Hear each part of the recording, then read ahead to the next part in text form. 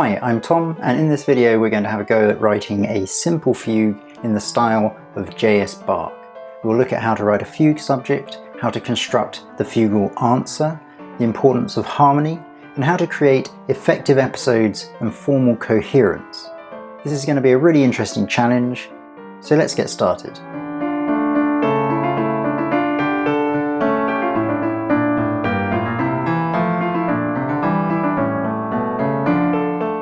So we're going to base our fugue on the model of the first contrapunctus from Bach's The Art of Fugue.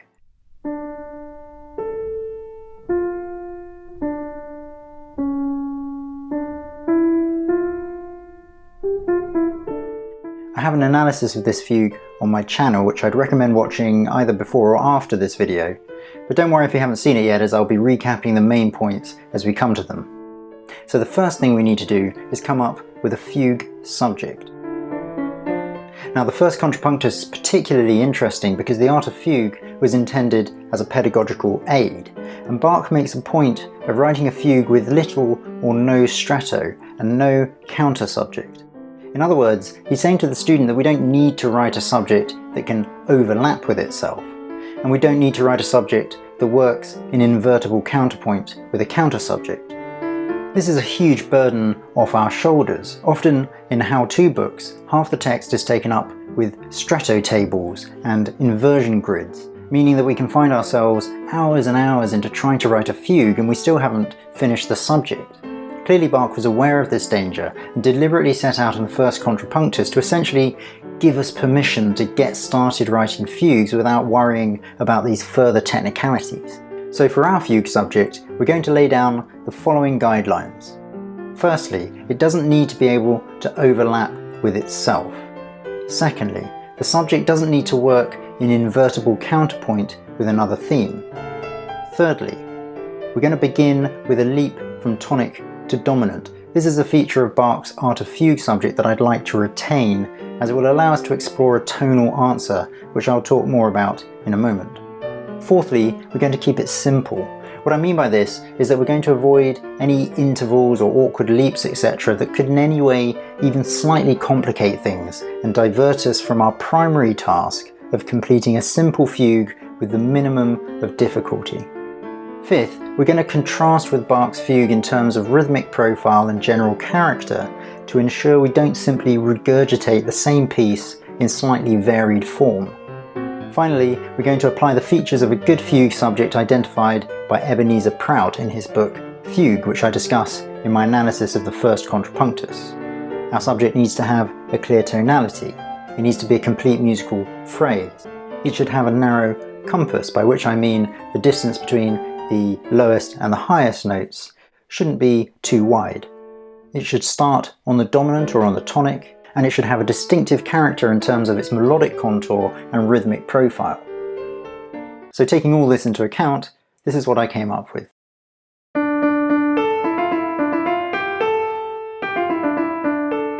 Okay, so let's look at our list of requirements and non-requirements to see how we've put this subject together. Firstly and secondly, I've completely ignored any thoughts of stretto and invertible counterpoint. Third, we're in the key of D minor here, like the Bach, and we begin with a leap from the tonic note D to the dominant, the fifth note, A. Fourth, so we've kept this subject frankly pretty bland, but as we'll see hopefully, the interest of a fugue tends to lie less in the subject itself and more in the journey that subject undertakes across the duration of the fugue. To do this, we've chosen a more dynamic rhythm with quavers and semiquavers. This results in a subject that's half the length of Bach's in terms of number of bars. We've also started on an offbeat, and we've avoided C sharp, the leading note, which provides the middle focal point in Bach's famous subject.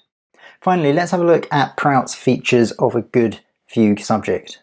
In terms of tonality, a useful exercise here can be to think about how we might harmonize this theme. So here's a very straightforward example.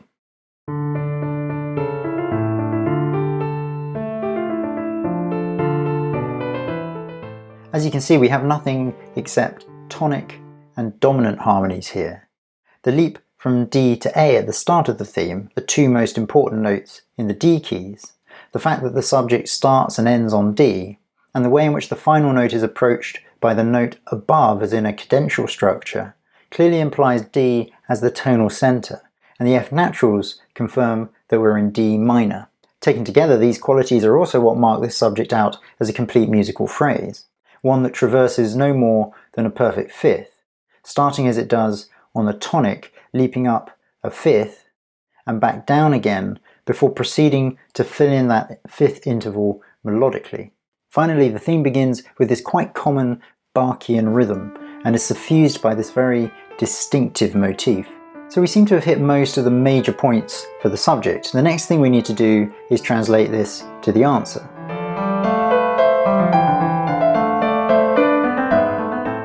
The convention of this style of music is that when the subject is in the tonic key, we give our answer in the dominant key. In other words, the subject was in D minor, so the answer is going to be in A minor. This means that since the first note of the subject is D, the first note of the answer will be A. But we're not going to use an exact transposition. In Bach's first Contrapunctus, he uses a tonal answer. That is, an answer that has been adapted to allow a smooth transition between the subject in the tonic key, D minor, and the answer in the dominant key, A minor, rather than a real answer, which would be an exact transposition, imitating the intervals of the subject precisely. Hence, although Bach's subject has a perfect fifth followed by a major third at the start, his answer begins with a perfect fourth, then proceeds down by step. To put it another way, his subject begins with the tonic, the first note of the D minor scale, then the dominant, the fifth, and then the third. The answer, on the other hand, starts on the tonic of the new key, the first note of the new key, A minor, goes up to the fourth of the new key rather than the fifth, and then, like the subject, goes to the third, which brings it into sync with the rest of the subject. In my analysis of the first Contrapunctus, I explain in some detail why Bach chooses to use a tonal answer here, but put briefly, it's because the subject starts with a leap between tonic and dominant. Doing the same in the answer would give us a leap from A to E at the beginning. The issue with this is that our ear at this point is still attuned to D minor, and leaping to the supertonic note, the second note of a key, in this case E, tends to jar for reasons connected with the gravitational tendencies of pitches that's a bit too fiddly to get into here. It can be done by skillfully managing the accompanying voices so that we modulate rapidly to A minor in this bar so that the E would be clearly heard as the fifth in A minor. But far easier is simply to replace that E with the tonic note D. Essentially, this keeps us on a D minor chord, which obviously blends nicely with D minor, being the tonic, but it's also the subdominant, the 4 chord of A minor, giving us a smooth transition into that key. Thus the rule which is usually seen in the textbooks. If the subject begins with a leap between tonic and dominant, or commences on the dominant, a tonal answer is mostly preferable, and the dominant at the beginning should be answered by tonic. Following these rules for our own answer gives the following. So the subject leap from the tonic note, the first note of the key, to the dominant, the 5th note of the key,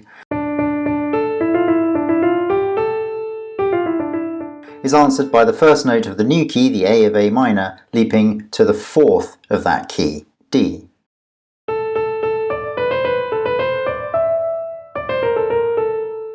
This means the first 2 intervals are different, with a perfect 5th followed by perfect 4th in the subject, and perfect 4th followed by minor 3rd in the answer.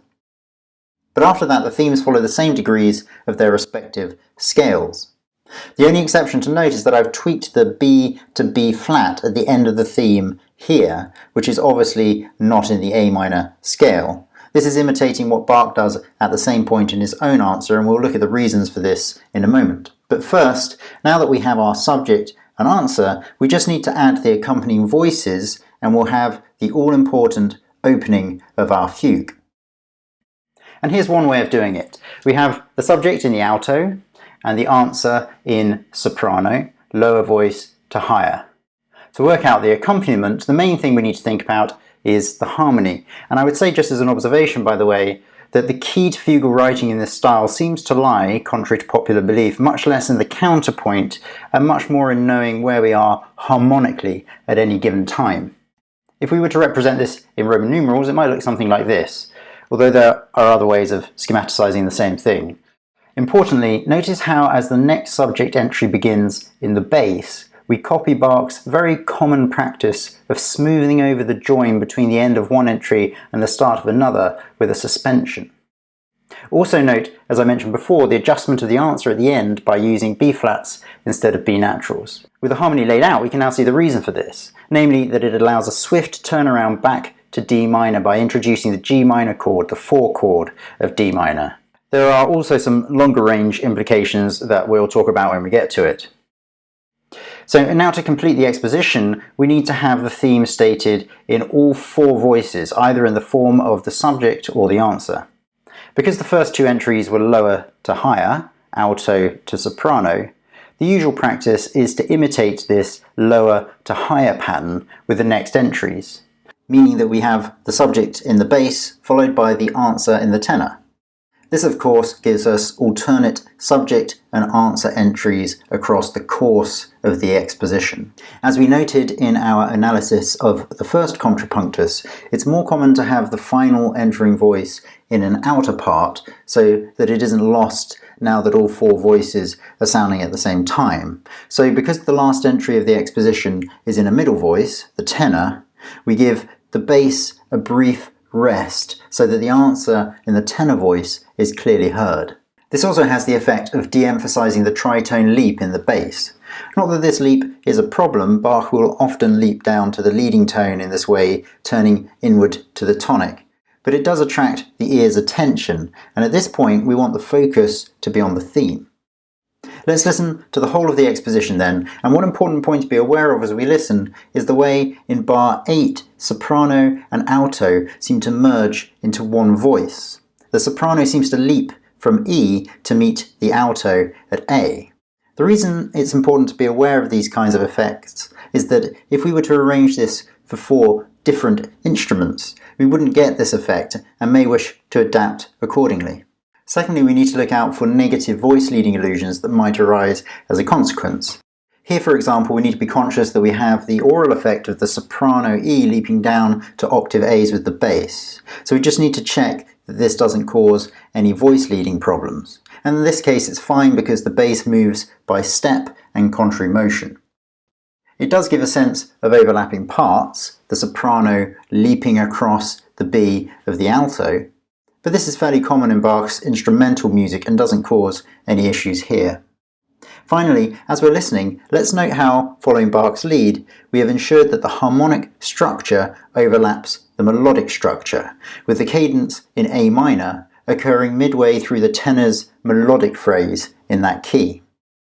The aim of this, like the suspension we looked at in bar 5, is to blur the structural boundaries in order to keep a sense of perpetual motion and avoid square phraseology.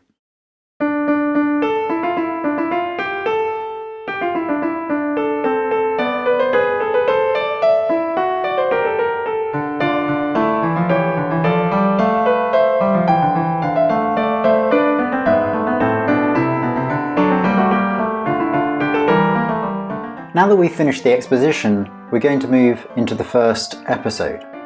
An episode is a section of a fugue in which the full subject and answer are not present, and instead we explore material derived from the exposition in a looser way. So once again, to smudge the dividing lines, we're going to have a 4-3 suspension over the D minor chord, following Bach's example. And we're also going to disorient the ear further by having a false entry of what looks like it is going to be the subject in the bass.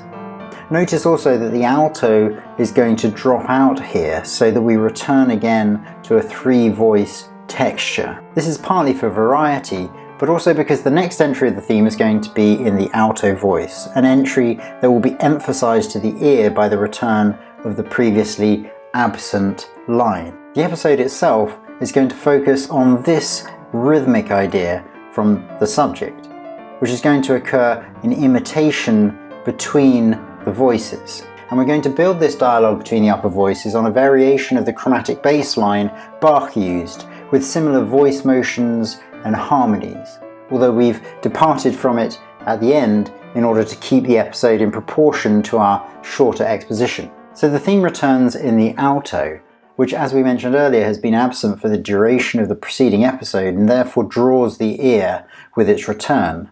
Once again, we smooth over its entry with a suspension, and this time we accompany it with an augmentation of the repeated note motif from the beginning of the answer, and a snippet of the first part of the subject.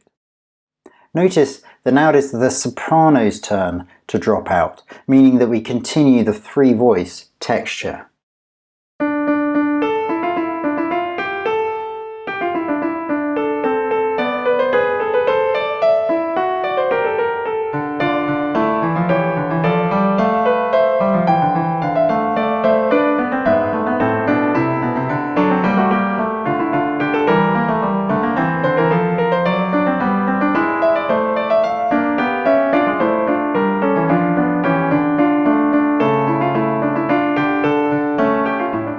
For the second episode, we're going to depart from Bach's model and instead take a schema from a book I really love and recommend called Harmony, Counterpoint and Partimento by Ijzerman.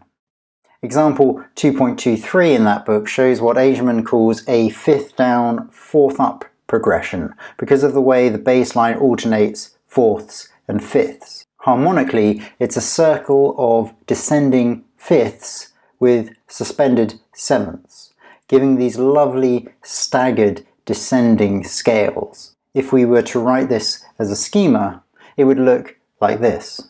So we can see more clearly how the third of each chord becomes the seventh of the next. Motivically, we take the middle part of the theme and invert it, followed by its partial diminution, with variations of these motifs in the bass. Finally, we have an anticipation of what looks like is going to be a tonal answer, because it goes up to D on the next page.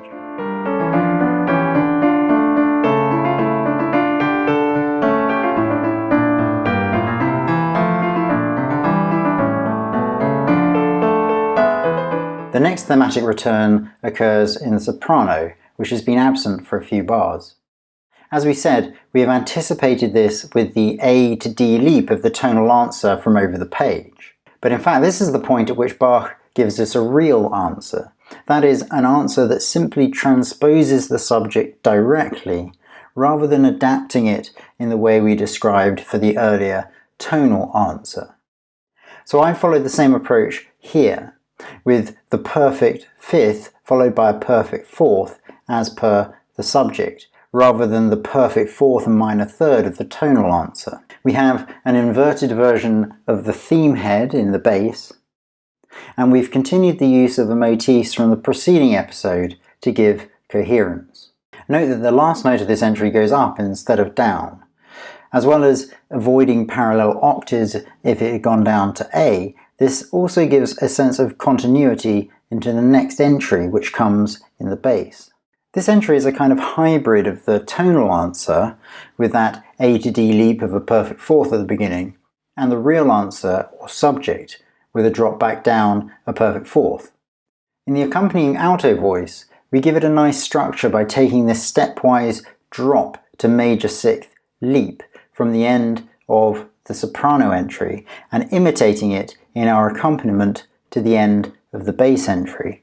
The remainder of the alto part is made up of an augmentation of the scale idea from the subject. In the soprano, we have exchanges of varied imitations with the tenor, a parallel scale motif with the bass, and a false entry at the beginning of the answer. Note some crossing of the parts here, which is fairly common in Bach's music.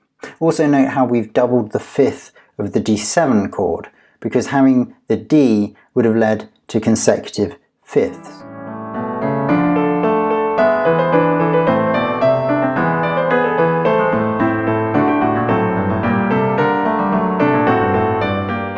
As in the Bach, we've modulated to the subdominant of D minor, namely G minor. This modulation was foreshadowed at the end of the original answer, if you remember, when we switched the B naturals to B flats. The modulation is only brief, however, as the tenor drops out, and we ascend through a sequence of that characteristic rhythm formed melodically out of the scale motif and based on an ascending bass line.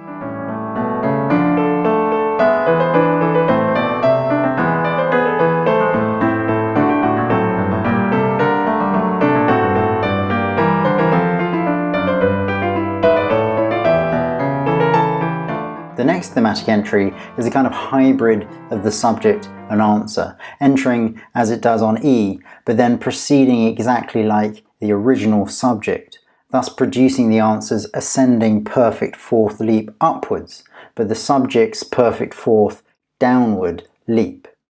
Once again, as in the Bach, we overlap the melodic structure and the harmonic structure by having the cadence in D minor occurring midway through the theme.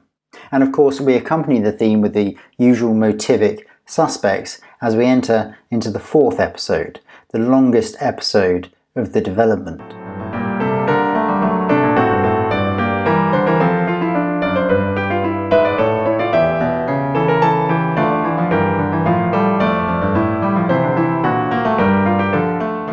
For this episode, we're going to really stick close to the Bach model so that we can see the process of reducing the model to its fundamental elements and then adapting it to our own purposes.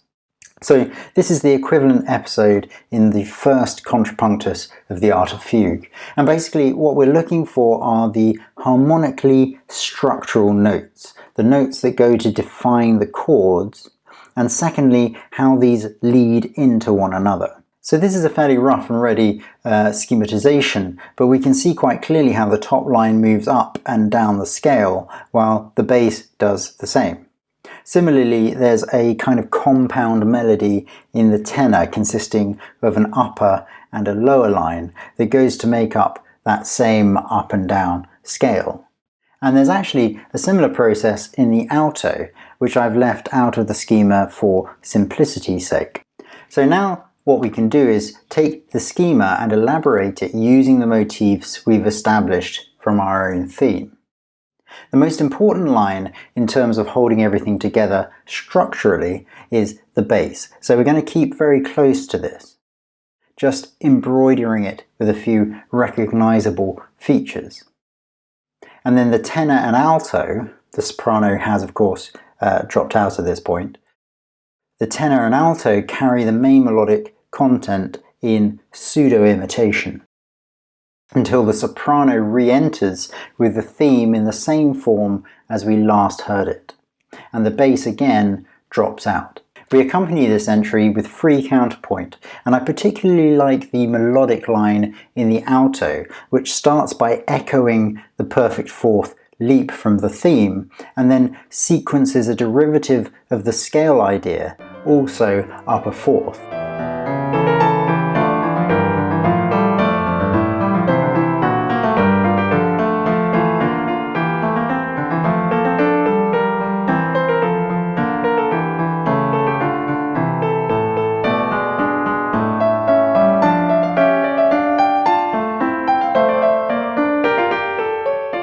Taking the same approach as we did for episode 4, we create a fifth episode that follows Bach's model fairly closely in terms of harmony and voice leading, and with the motivic elements we now know so well.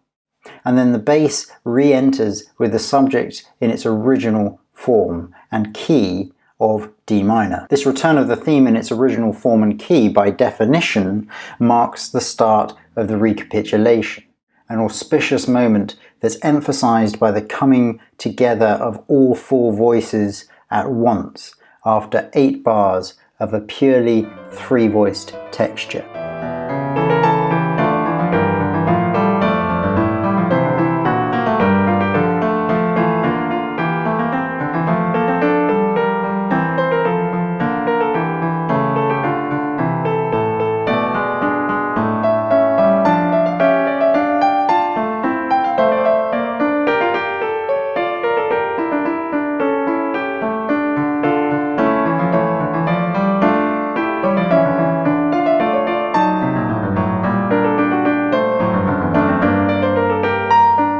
The perfect fourth in the tenor anticipates its inversion, the perfect fifth, in the subject, and the alto continues the scalar idea down and then up, as we enter the final and longest episode with a suspension. At this point, Bach tonicizes G minor, so we're going to introduce E flats and F sharps as we pass this idea imitatively between the soprano and bass, while the alto references the theme head in quasi-sequence. So we now proceed as Bach does to a dominant pedal, that is an A, the fifth note, the dominant note of D minor, which is held in the bass while the harmonies change above it. In the alto, we take this idea, anticipated in the preceding bars and sequence, if downwards, before the tenor takes up the mantle, having of course referenced the theme head. We depart from the Bach in most respects, but maintain the most important structural feature, which is this descending scale that holds the progression together. The pedal then completes the scalar journey in the bass to B flat, and we continue to explore the short-long motif and the theme head until we reach the first and only significant discord in the piece, this G-sharp diminished seventh, which is given further emphasis by occurring on the strong third beat and by a drop in the melodic momentum as we leave behind the semi-quaver motions for the first time in the piece. This drop in melodic momentum is underpinned by a stationary A in the bass, as we draw out this final perfect cadence with a 6/4 formulation, before dropping onto the home chord of D, but this time with the sharpened third, making it D major rather than D minor, a common procedure of ending minor pieces on the tonic major that's known as tierce de Picardie.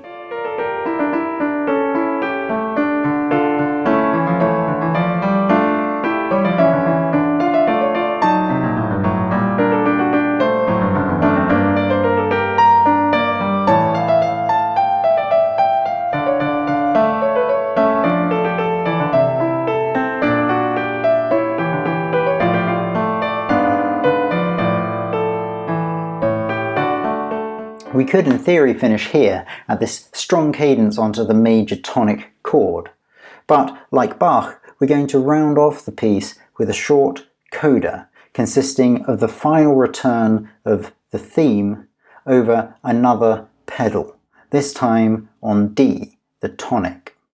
This final iteration of the theme begins similarly to how we heard it in the bar 30 entry, but with the tail tweaked to directly echo and balance out the original answer from the exposition.